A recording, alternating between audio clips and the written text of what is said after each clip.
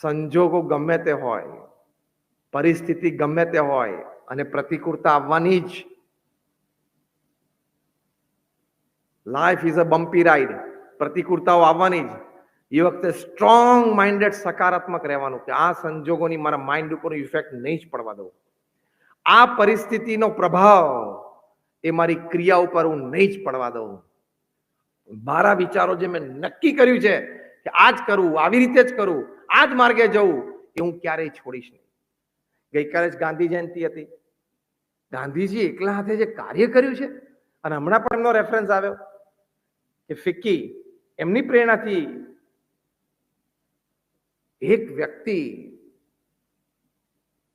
mightiest military power in the world, the Britishers, એની સામે ઝઝુમે એકલા હાથે, અને 40 કરોડનો દેશ એ વખતે એને એક વિચારમાં બાંધી રાખે. એમને પ્રતિકૂળતાઓ નહોતી આવી. કેટલી વાર જેલમાં ગયા, કેટલી વાર અંગ્રેજો એમને એરેસ્ટ કર્યા, પણ ક્યારેય થાક્યા નહીં, હાર્યા નહીં. નક્કી કરેલું. પોતે જીવન ચરિત્રમાં લખ્યું છે, કૂતરાના મોતે મરીશ પણ આઝાદી તો લઈશ. આ પોઝિટિવિટી કહેવાય. ગાંધીજી કે કૂતરાના મોતે મરવું પડે ને તો મરીશ, ફૂટપાથ ઉપર મરીશ, પણ અંગ્રેજોને છોડીશ નહીં. મારો દેશ એની પાસેથી હું આઝાદ કરાવીશ. શું કમિટમેન્ટ, શું પોઝિટિવિટી. અને આપણે કઈ ના હોય તો કે આજ મજા નથી, જાવ તો નથી જવું. લે, શેની મજા નથી તને? સવારે 7 વાગે મજા આવી જ જવી જોઈએ. બગા આ માણસ મળે, આ જામતું નથી. શેનું જામતું, શેનું નથી? આ બધા શબ્દ જ કાઢી નાખવાના. જામતું નથી, મજા નથી, ફાવશે નહીં, ગમશે નહીં, મને અનુકૂળતા નહીં આવે, આ મારું કામ નહીં. બધું આપણું જ કામ, બધે જ ફાવે, બધે જ અનુકૂળ આવે. પ્રમુખ સ્વામી મહારાજે પૃથ્વી ઉપર જે કાર્ય કર્યું છે, શું પોઝિટિવિટી એમના લાઈફમાં હતી. આપણે જેટલા અહીંયા બેઠા છીએ ને, બધાનો આપણો વહીવટ વ્યવહાર ભેગો કરો ને, કોઈ પ્રમુખ સ્વામી મહારાજના છાંટામાં ના આવે. એકલા હાથે 45 વર્ષમાં પ્રમુખ સ્વામી મહારાજે 1300 સંસ્થાઓ ઊભી કરી. તમે સુરતમાં રહો છો, તમે અડાજણમાં મંદિર જોયું હશે, એની પાછળ અમારી પ્રમુખ સ્વામી હોસ્પિટલ જોઈ હશે, 100 બેડની. આવી 1300 hospital, hostel, school, college, community centre, Sanskardham, મંદિરો, અક્ષરધામ. 45 વર્ષમાં 1300 એટલે દર 15 દિવસે એક. હવે હું તમને સ્ટેટિસ્ટિક્સ જણાવું. દર 15 દિવસે એક એટલે દર 15મા દિવસે પ્રમુખ સ્વામી મહારાજે એક જમીન સંપાદન કરી. એ જમીન લીગલી ક્લિયર થઈ લોકલ ગવર્મેન્ટ બોડીઝમાંથી. એ જમીન ઉપર શું કરવું, hospital, hostel, school, college, whatever, એ નક્કી થયું બોર્ડ ઓફ ટ્રસ્ટીઝમાં. આર્કિટેક્ટ એના પ્લાન્સ ડિઝાઇન કરે. એ પ્લાન્સ લોકલ ગવર્મેન્ટ બોડીમાંથી પાસ થયા. એ પ્રોજેક્ટ માટે જે ફંડ્સ રેઝ કરવાનું, કારણ કે અમે તો નોન પ્રોફિટ ઓર્ગેનાઇઝેશન છીએ, એનજીઓ છે, એટલે અમારે ફંડ્સ રેઝ કરવાના, એ થયું. આ બાજુ ટેન્ડર્સ ડિશ આઉટ થયા, ટેન્ડર પાસ થયું, કોન્ટ્રાક્ટરે બાંધકામ શરૂ કર્યું. ખાતવિધિ કર્યા પછી જે કંઈ 2-5 માળની ઇમારત કરવાની હતી એ તૈયાર થઈ ગઈ. કેમ્પસ આખું તૈયાર થઈ ગયું. 2-5 વ્યક્તિઓ સમર્પિત જોઈએ એ નક્કી થઈ ગઈ. બીજો પેઇડ અનપેઇડ સ્ટાફ જોઈએ, 20, 30, 40, 50, 100, 200 નો, એ નક્કી થઈ ગયો. અને ઉદ્ઘાટન સમારોહ થઈ જાય અને એ સંસ્થાને સમાજની સેવામાં મૂકી દેવાની. આજે મેં કહાની વર્ણવી ને તમને, એ દર 15મા દિવસે પ્રમુખ સ્વામી કરી. હા, તમારા સુરતનો મોટામાં મોટો બિલ્ડર હોય ને પૂછજો તો ખરા કે તે ભૂલથી સપનામાં 1300 જમીનો જોઈ છે ખરી? પૂછજો તો ખરા. પ્રમુખ સ્વામીએ 1300 ડેવલપ કરી.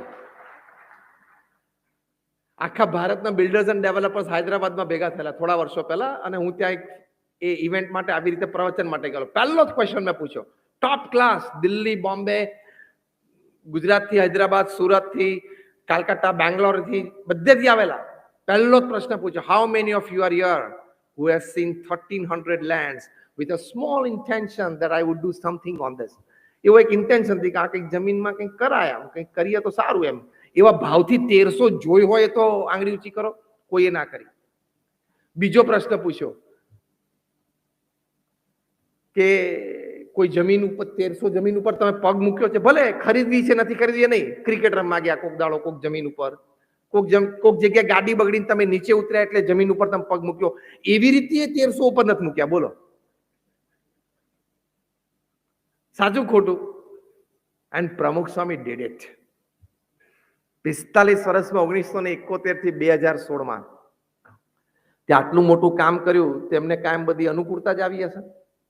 અમે જોઈ છે કેવી પ્રતિકૂળ પરિસ્થિતિમાં, કેવા સંજોગોમાં એ સકારાત્મક રહ્યા, બધાને સકારાત્મક રાખ્યા, એનર્જાઇઝ રાખ્યા અને સવારથી દોડતા કર્યા. દિલ્હી અક્ષરધામ માટે 33 વર્ષ પ્રયત્ન, 33 યર્સ. 1967 થી 2000ની સાલ સુધી, 2000ની સાલમાં જમીન મળી. દિલ્હી જેવા શહેરમાં યમુના નદીના કિનારે 110 એકર જગ્યા એટલે શું કહેવાય? અને 110 એકરની જગ્યા 5 વર્ષમાં ડેવલપ કરી. રેસિડેન્શિયલ કોમર્શિયલ પ્રોજેક્ટ નહીં, હા, બાંધીને વેચવાનું નહોતું. અને આરસીસી નું નહીં, પથ્થરનું. પીક ઉપર 4000 કારીગરો કામ કરતા હતા. એક દિવસ રાત્રે અમારા સંતો સાઇટ ચાલતી હતી ત્યારે અમે રાત્રે નીકળ્યા સાઇટ ઉપર. 110 એકર જમીન ઉપર 4000 કારીગરો પથ્થર ઘડતા હતા. રાત્રે ફ્લડ લાઇટ્સ વ્હાઇટ અને યલો આમ ચમક ચમક દેખાતી હતી. સંતોને વિચાર આવ્યો કે આ સાઇટ, આ લેવલનું કામ. બીજે દિવસે સવારે પ્રમુખ સ્વામીને મહારાજને કહ્યું કે સ્વામી, આ સાઇટ તમે બેઠી કોકને ભેટમાં આપી દો ને. એટલે તને ભેટમાં આપી. આ સાઇટ જોઈને એના છાતીના પાટિયા બેસી જાય કે આ પૂરી કેવી રીતે કરું. આ કે ગેલેરી ઉપર ગેલેરી, રૂમ ઉપર રૂમ, આરસીસી 10 માળનું બિલ્ડિંગ બાંધવાનું હતું. ઇન્ટરનેશનલ ક્લાસ કેમ્પસ હતું, એક તૈયાર કરવાનું. કે તમે આ સાઇટ કોકને બેઠી આપી દો ને તો એને મૂંઝવણ શરૂ થઈ જાય, પોઝિટિવિટી ના રાખી શકે. પ્રમુખ સ્વામી મહારાજ સાહજિક બોલ્યા.